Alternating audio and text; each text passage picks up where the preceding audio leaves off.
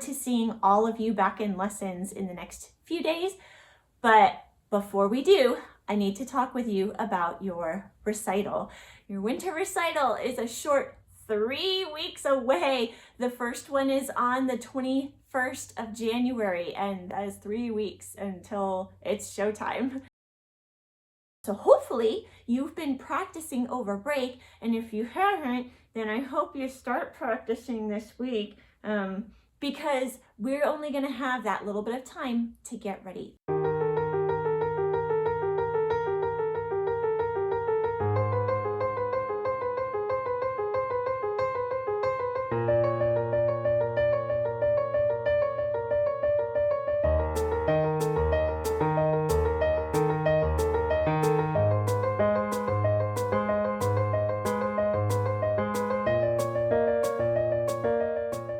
So how is this virtual recital going to work? It is not going to be a setup where you take a video and send it to me and I compile them. That was like we did in the spring recital where I put you together in ensembles and had you all play together. You're all playing solo and you're all going to be playing live in real time, just from your house instead of from the recital hall. And so you need to be ready to perform as if it were in person, but from your living room or your dining room or wherever in your house you've decided. Step 1, you are going to meet with your pianist. It'll be over FaceTime or Skype or Zoom, and you'll have basically a consulting call where you'll give her or him an idea of how fast your piece is going, how fast you are playing it, if there are any time changes. So like if you have a 2-part solo, like a slow part and a fast part, how will we get that started? You'll work out all of that in that meeting. After that, your pianist is going to send you a recording of themselves playing your accompaniment so that you'll have it ready to practice and ready to perform.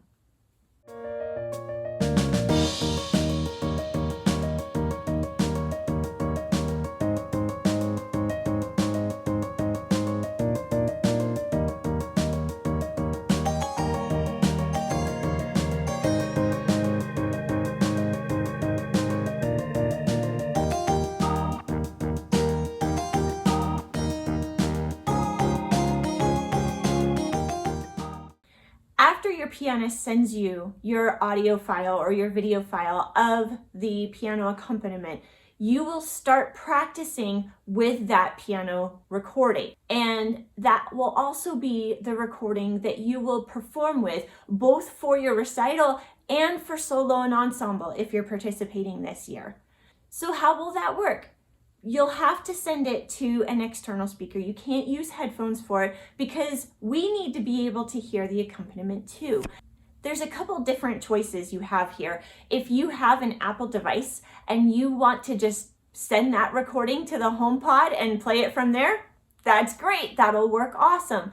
If you have some other sort of Bluetooth speaker, then that will also work. You might remember listening days with my little portable speaker. This actually probably puts out enough sound that that would work out. If you have inputs on your stereo that would allow you to connect maybe your phone or a tablet or your computer, wherever it is that you have that recording stored directly to the stereo system, that'll work. That'll be great. And then if you want to burn that recording to a CD and just put that into your stereo, obviously that'll work too. In any of these cases, know that if it's loud enough for you to be able to hear it while you play, it's probably loud enough for us to be able to hear it too. So as long as it's filling the room that you are in enough that you can play along with it, then we'll be able to hear it as well during the performance. We are actually going to be in a Zoom meeting and you're going to perform right there in real time. Okay, we'll talk about Zoom in just a minute, but before we do that, so you need to understand that you're practicing for a live event. It's just not being held in the location that it usually is. By the way, solo and ensemble is also going to work this way. So pay attention. When we get to your turn in the Zoom meeting, you'll announce yourself, you'll push play on that accompaniment recording that we already talked about, and you'll perform. For solo and ensemble, it's going to be a very similar sort of setup. You're not going to be able to take multiple recordings and then pick whichever one that you like the best and upload it. That's not how they're doing it. ISMA is using an app called Heart Out, and it is an audition software where it kind of recreates the same scenario that we will have in our winter recital. So you'll have 3 chances to play, but you have to take the recording there in the app. All right. So if something goes wonky with the technology one time, you get to start again, you get to try again, but you only get those 3 chances right there in the software, and it will upload right afterwards. It's not going to be where you can spread it out over a span of a week and try many different recordings and pick your favorite one and turn it in. So on the topic of our Zoom recital, I know you've probably spent some hours this school year in Zoom, but this is going to be a little bit different than one of your classes or a meeting. And because we are using instruments, there are settings that I want to make you aware of that will help your performance sound better to all of us on the listening end. You probably will want to try this out ahead of time before the day of recital so that when we get to recital time, you're not scrambling at the last minute trying to figure this out. Okay, so here we are in Zoom, and you will join using the meeting link that I will send you. For now, I'm just gonna start a meeting.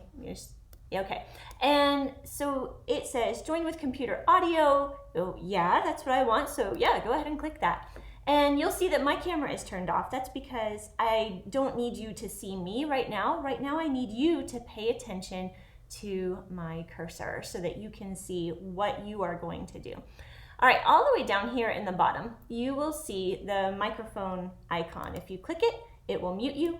And if you unclick it, then it will unmute you. But there's also the little caret here, the little pop-up menu. Oh, and you're going to go into audio settings. All right, and I'll drag that over where you can see it. Okay, so here there's all these different audio settings, and there are a couple that I want you to check on. First of all, right here where it says automatically adjust microphone volume, we're going to go ahead and unclick that, and that way your microphone is, doing what it will do. Like it is picking up whatever it hears in the room and isn't applying as much compression to the signal. And then when we get here, it says music and professional audio. You're going to click this. This is important. You're going to click right here. It says show in meeting option to enable original sound. You want to do that. You do want to do that. Now you've got other options here when you do that. We probably don't need those. If you are using any kind of external hardware, if you're using a microphone and an interface, then, okay, you can, play around with that. But otherwise, you won't need that. Really, the biggest one is going to be right here, show option to enable original sound. And then when we come out of here, so we'll close that out. And now you'll see up here in the upper left-hand corner, it says turn on original sound. I'm going to click that. Yes, turn that on. And that way, Zoom won't be applying as many filters and noise cancellations and all that kind of stuff that it usually does to make your voice sound nice and smooth in a meeting with potential background noise. You are going to make your room really nice and quiet, and you're going to be playing an instrument, which again is a little bit different than just hearing your voice. So we definitely want to make sure that that option, turn on original sound, yes, turn that on, okay? And that is what you need to know setting up Zoom.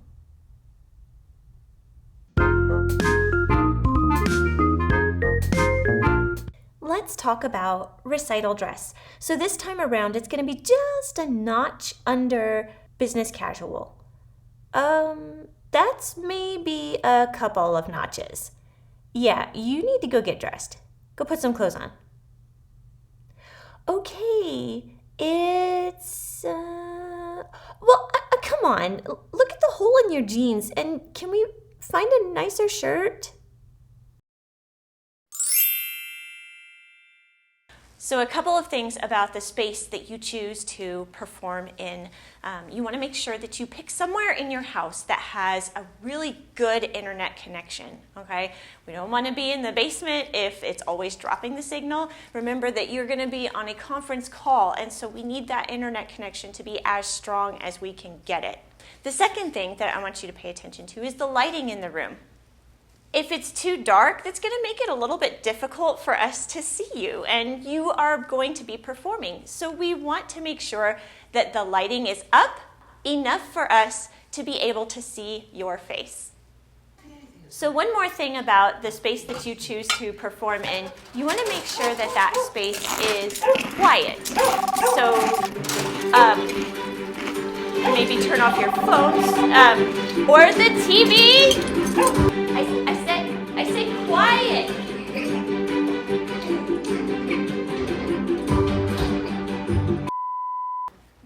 You want your space to be quiet.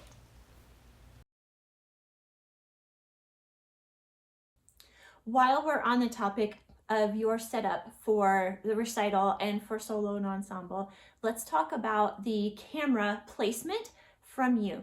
Now, I know in our lessons, I keep trying to encourage you guys to move that camera away from you a little bit. And here's why. Let me give you a quick demo of why that is. So if I get like all up in the camera's business here and play,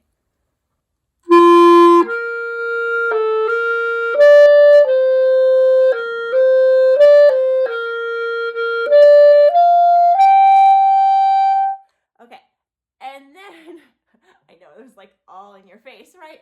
But if I back away, so the camera is out of arm's reach, I cannot quite reach it, so it's at least 3 feet away.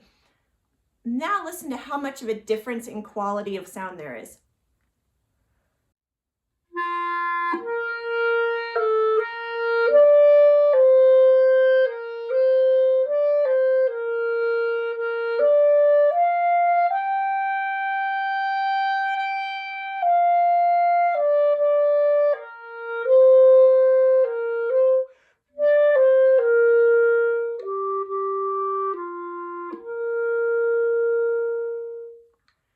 So when you are setting up to perform, either for the recital or for solo and ensemble, please put that camera not on your music stand, put it away from you so that we can see you, right? Which would be nice, but more importantly, so that the quality of sound is improved, so that it is better. I know that this school year, the phrase has been, it's going to be different. This is going to be different. We're going to do this different. Everything's different, right? Okay, but there's one thing that is the same, and that is that this is worth doing. The time and effort that you have put in over the past semester is worth acknowledging. It's worth sharing with all of us, and it's worth us celebrating with you. So I'm so looking forward to hearing all of you play for the recital. And until I see you in your lessons, start practicing and take care. I'll see you soon.